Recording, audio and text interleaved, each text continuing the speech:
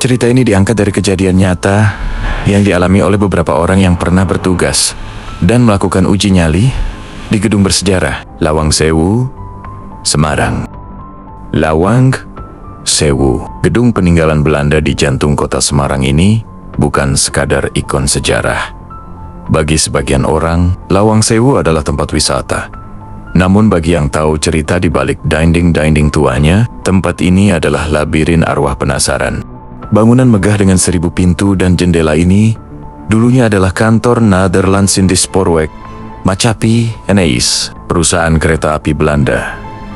Namun di balik arsitektur indahnya, pernah menjadi tempat penyiksaan dan pembunuhan pada masa penjajahan Jepang.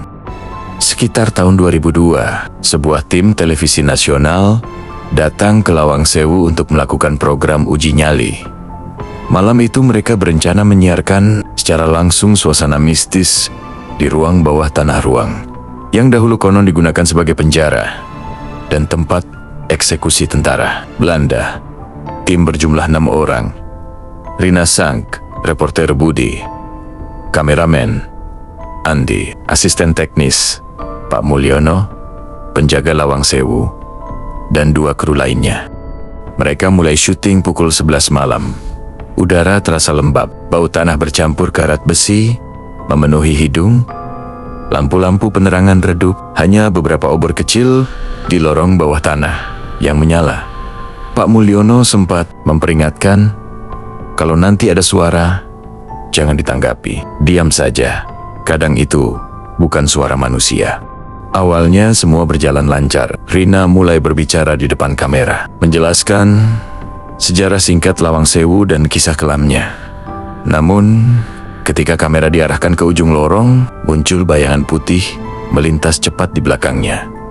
Kameramen refleks menyorot ke arah itu, tapi tidak ada apapun. Semua mencoba menenangkan diri. Tapi beberapa menit kemudian, suara rantai diseret terdengar dari arah penjara bawah tanah. Andi mengira itu efek suara bocor dari mikrofon, tapi saat mereka berhenti bicara, suara itu masih terdengar, semakin dekat, semakin keras. Lalu tiba-tiba, lampu sorot mati, gelap total, hanya suara napas yang terdengar.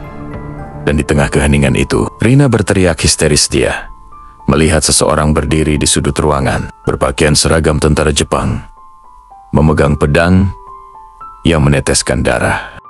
Setelah kejadian itu, semua kru keluar dalam kondisi panik.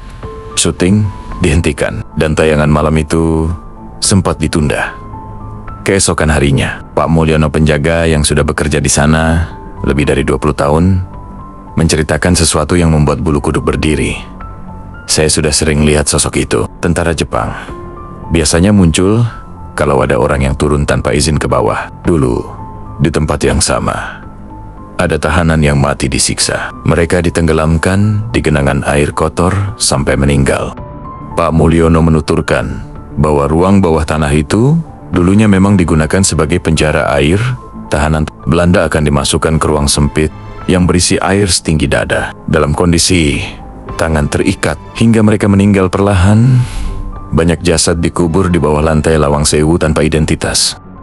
3 hari setelah insiden, kru mencoba memeriksa hasil rekaman kamera, dan di salah satu frame terlihat bayangan hitam berbentuk manusia yang berdiri di belakang Rina, padahal saat itu tidak ada siapapun di sana. Rekaman itu kemudian menjadi viral dan dibahas di banyak acara misteri televisi tahun 2000-an yang lebih menyeramkan. Setelah kejadian itu, Rina dilaporkan sakit selama 2 minggu. Sering bermimpi dikejar oleh pria berseragam tentara Jepang yang memegang pedang, dan tubuhnya sering membiru tanpa sebab. Beberapa hari kemudian, Pak Mulyono kembali berjaga malam di Lawang Sewu. Sekitar pukul 2 dini hari, dia mendengar suara langkah sepatu berat dari arah bawah tanah. Dia tahu tidak ada orang yang boleh masuk malam itu. Ketika ia menuruni tangga dengan senter kecilnya, udara terasa lebih dingin dari biasanya.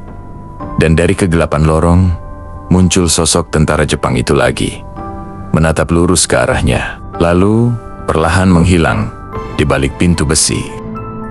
Mungkin sebagian dari kalian menganggapnya hanya kebetulan. Tapi bagi mereka yang pernah masuk ke ruang bawah tanah itu, semua kisah ini terlalu nyata untuk disebut kebetulan. Lalu, bagaimana menurut kalian? Apakah kejadian ini hanyalah efek sugesti dan ketakutan manusia? Ataukah memang ada sesuatu yang masih menghuni setiap pintu Lawang Sewu? Tulis pendapat kalian di kolom komentar. Apakah kalian percaya bahwa arwah tentara Jepang masih berkeliaran di sana? Dan kalau kalian pernah berkunjung ke Lawang Sewu, ceritakan pengalaman kalian. Siapa tahu kisah kalian akan kami angkat di episode berikutnya. Jangan lupa untuk like, share, dan subscribe supaya kalian tidak ketinggalan kelanjutan kisahnya. Karena di episode 2, kita akan masuk lebih dalam ke bagian paling misterius dari Lawang Sewu, tempat di mana cermin menjadi gerbang antara dunia kita dan dunia mereka. Sampai jumpa di episode berikutnya. Dan ingat tidak, semua pintu di Lawang Sewu seharusnya dibuka.